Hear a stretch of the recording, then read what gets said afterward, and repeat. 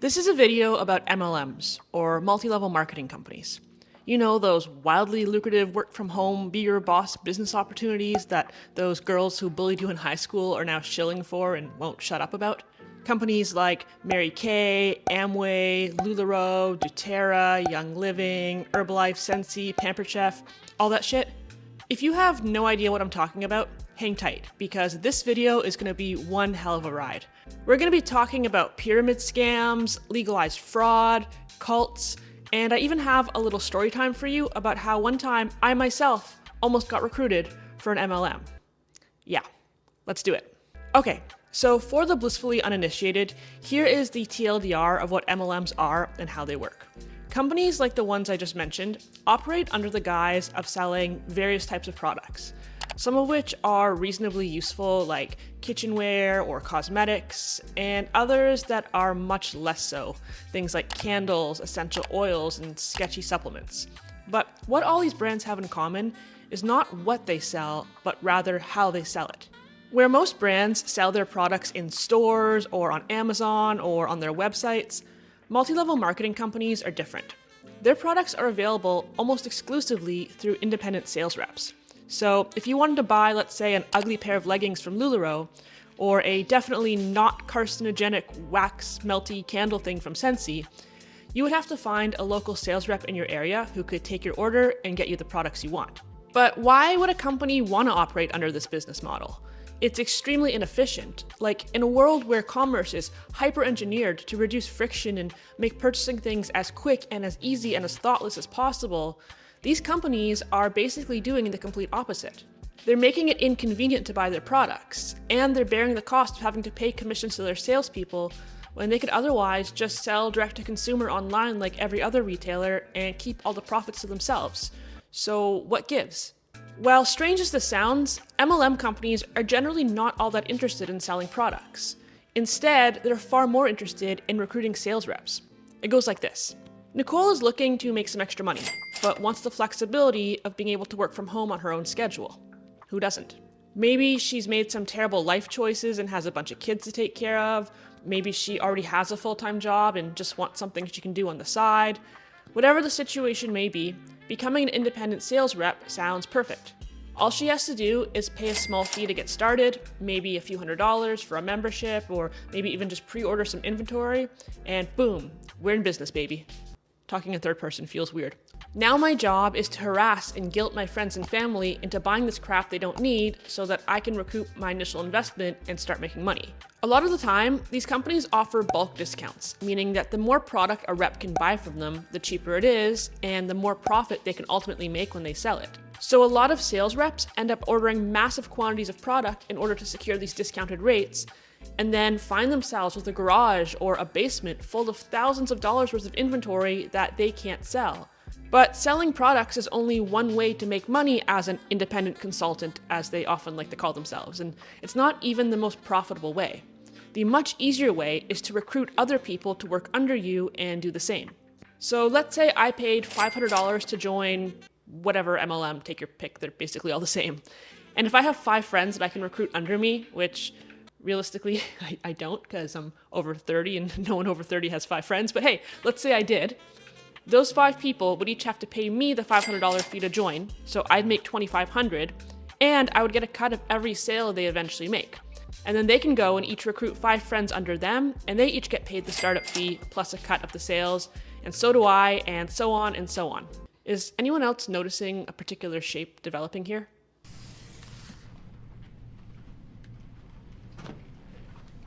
Many of us have probably gotten an unsolicited DM at some point from someone we went to high school with, or someone we worked at an old job with years ago, someone you haven't spoken to in ages and kind of hope to never talk to again, saying something like, "Hey girl, long time no chat. I've seen so many pictures of your adorable little Jaden, Caden, Hayden, Braden, Aiden III. I can't believe how much he's grown. Anyways, I just wanted to tell you about this amazing opportunity I have that can help you be at home more with your kiddos and make some money and be your own boss and achieve financial freedom." Usually, these messages are infested with like 300 emojis, and they all boil down to the same thing. Someone trying to recruit you to their MLM network because it's basically the only way to make money in an MLM. But the funniest part is that the whole go recruit 5 people thing falls apart really quickly if you do some basic math, because the cycle could only be repeated 13 times before it would exceed the number of humans in existence. That means that even if every single person alive across the entire world was just jonesing to sell essential oils and could get 5 friends to follow suit, after 13 rounds there would be no people left on Earth to recruit. It's f***ing wild. As I'm sure you all know by now, I'm a huge fan of entrepreneurship, and I always advocate for starting your own business and being your own boss. I've been fully self-employed for like 10 years now, and it's been truly the best decision I've ever made for myself. But there is a right way to go about it, and MLMs ain't it. If you want to start your own business, you need to maintain control of the operations, and especially of the product or service you're selling. And you need to find actual customers. Of course, the best way to do this is with a great website. Unfortunately, .com domains are really oversaturated now, so you'd be hard-pressed to secure the name you want. But today's sponsor, .online, makes it easy to secure the domain you want at a super affordable price, so you can attract customers and grow your business. .online is the world's second largest new domain extension, and it's already trusted by over 3.5 million businesses and brands. Because the word online is searched for over 500 million times per month, you basically have built-in SEO gold that will help your website rank higher and be seen by more people. You can get a .online domain pretty much anywhere, Squarespace, GoDaddy, Namecheap, but even better, you can go straight to the source. If you go to my link below and use the code Nicole at checkout, you can get your .online domain for just 99 cents for the entire first year. So click the link, use my code, and start a real business, not a pyramid scam. Okay, so MLMs are by definition pyramid scams. They operate as Ponzi schemes where you can really only make money by going down the chain and scamming other people into paying you, and then having them scam other people into paying them. And it's basically like this big deranged game of hot potato that only ends when you either run out of suckers to take advantage of or run out of money to buy and hoard inventory with. But even if you see no issue with grifting other people, I can guarantee that you're still not going to make money in an MLM. How can I be so confident? 99% of people who join an MLM lose money. Yes, 99%. That is not an exaggeration, it's a statistic. And it's for a number of reasons. For starters, as I mentioned, most of the products sold via the MLM model are shit. They're things that most people don't want or need, and they're often poor quality. And even worse is that they're often marketed via wildly unsubstantiated and even dangerous claims. Claims like that a protein shake can cure cancer, or that essential oils are safe for ingestion and can be used as an alternative to actual medicine, which is both untrue and insane. But even in the cases where the products might have merit, and there may be some demand for them, the market is so oversaturated with sales reps that there could never be enough business to go around, and none of them are able to make any notable amount of money. This kind of sounds like the real estate industry, doesn't it? Where there are more real estate agents than houses available for sale in most metropolitan areas, and the top 1 or 2 agents get rich while the other 99% sell between like 0 and 1 house per year on average.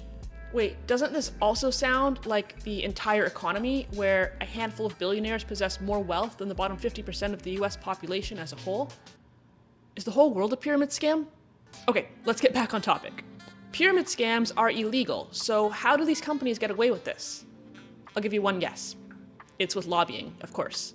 The FTC has investigated several of these companies on multiple occasions for concerns about their legitimacy and the manner in which they operate. And in almost every case, these multi-billion-dollar corporations, yes, they make billions of dollars every year scamming people.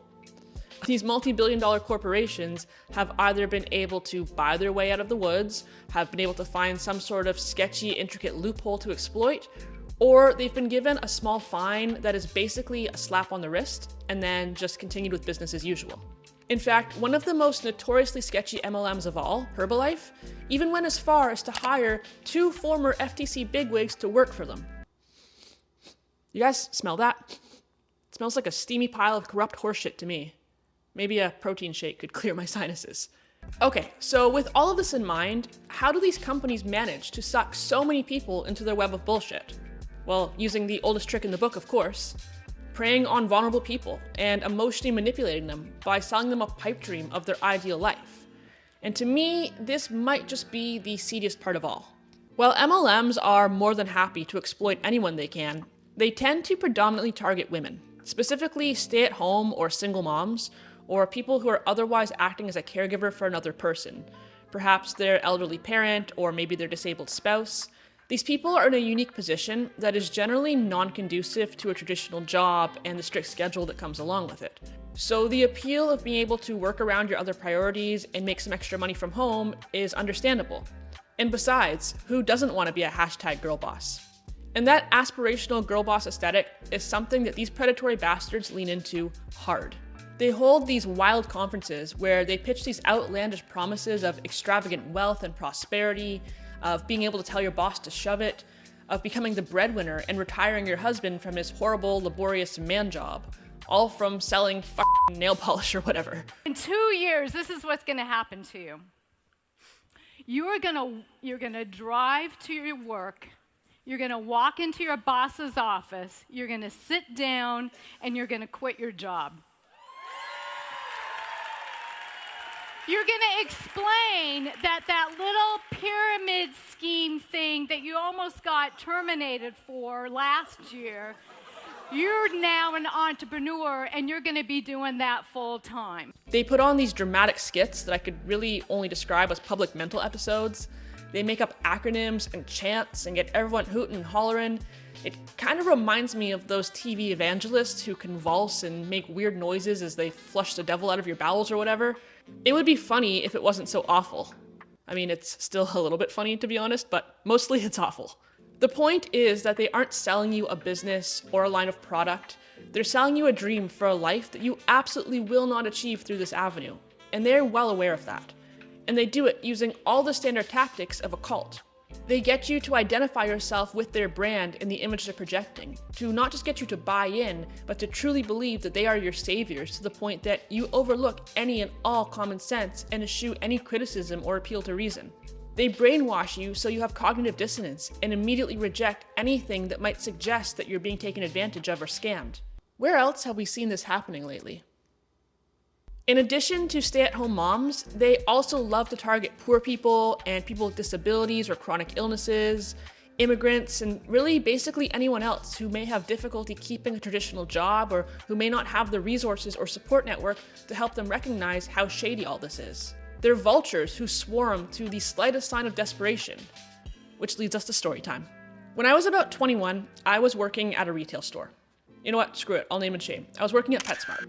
I had worked there for a few years, and as anyone who's worked retail for a while will tell you, my soul had completely died. I was so understimulated that I could honestly physically feel my brain cells offing themselves one at a time as I stood there. I was on complete autopilot, and if I had to explain to one more person why a shock collar was not an appropriate way to get their 8-week-old puppy to stop crying at night, while maintaining a customer service voice and a friendly smile, I was gonna snap. Then one day, this older lady came in and she needed help finding some sort of product for her cat. I honestly don't even remember what it was, but I remember she was having a particular problem and I was able to suggest something that could help. And I spent maybe 5 minutes with her and she was very gracious and thanked me profusely and was kind of buttering me up a little bit, to be honest, but I was good at customer service, so that wasn't totally out of the norm. A few days later, she comes back to the store and searches me out in an aisle to tell me that whatever it was I'd recommended to her was perfect, and she was thrilled, and she just wanted to come back and find me and tell me that, which honestly I thought was kind of weird, but okay. And then she starts asking me about how long I've worked there and if I'm in school and what my future career plans are. And then she tells me that she works in insurance sales and she's so impressed with my customer service skills that she'd like to offer me an opportunity to maybe come work with her. She was like, hey, if you're interested, I'd be happy to offer you a job interview. And hell yeah, I was interested. Not because I gave two shits about insurance, but I just couldn't stand the idea of having to be in that store for another minute. So anything else sounded great, especially if it was more stable or paid better or had better potential for advancement. So I said yes, please, and I agreed to meet with her a few days later, and she handed me a business card and shook my hand and left. And I looked down at the card and it said Primerica. I had no idea what this was. I had never heard of it. But I went home that night and I excitedly told my mom what happened. And before I could even finish the story, she goes, what is it? Is it Primerica? Mama knew what was up, even if I didn't. Primerica is an insurance MLM, where again, they aren't really selling insurance policies as much as they're recruiting people to sell insurance policies and to recruit other people, of course. I mean, I knew what an MLM was, but I had never heard of Primerica, and I didn't know that insurance MLMs were a thing. After a quick Google search, I confirmed that my mom was right, and I texted this lady to say, like, hey, thanks so much for the offer, but you know what, on second thought, I'm gonna pass, so let's call off our meeting, please. And her response was nothing but red flags. It was, why do you want to cancel? Did your parents tell you to? Did you see something concerning online? Can we have a phone call and talk about this? You know, this could be a life-changing opportunity for you. You shouldn't let someone else sabotage it for you. And I was just like, yeah, no, I'm good, thanks. And thankfully that was that. Knowing about MLMs, I feel 100% confident that I wouldn't have fallen for it even if I had gone to meet her. I would have realized what was up and said no, but there are so many people out there who aren't knowledgeable about this, who've never heard of it, or who are maybe just a little too trusting for their own good. And what this lady saw was a 21-year-old kid who was ambitious and hardworking, but burnt out and unhappy. And she saw an opportunity to try to exploit my desperation, and that pissed me off. But that's the entire MLM business model in a nutshell. Sniff out someone who's in a vulnerable spot and manipulate them for your financial gain. Like I said before, being a business owner is incredible. It truly is one of the best things I've ever done for myself in terms of quality of life and financial opportunity and developing people skills and self-confidence, all that stuff. Over time, entrepreneurship has led me to a spot where I do have a lot of freedom and flexibility in my schedule, and I can dictate when and how much I want to work. And I can make way more money than most jobs would ever pay me. But joining an MLM is not entrepreneurship. It doesn't make you a business owner. It makes you the victim of a scam. If you want to own a successful business, you need to provide some sort of value, whether that's selling a product or a service, and really anyone can do it if they want to. Everyone has some sort of value that they can offer to the world, so just figure out what yours is and start a little business if that's what you want to do. Make yourself some flyers or business cards, build a little website or an Instagram page or whatever. Here's a way to think about it. You could start pretty much any business, and if you landed even one customer or made one sale, you'd probably be more successful than 99% of people in MLMs. How's that for metrics? As always, I'm really curious to hear your thoughts on this one, so leave me a comment down below and let me know what you think. Let me know if you yourself have ever been caught up in an MLM, or if you know somebody who has, or if you've always wanted to start a business, let me know what steps you're taking to make that happen. If you enjoyed this video at all, please go ahead and hit that like button, make sure you subscribe, you can follow me on Instagram, and other than that, I'll see you guys next week.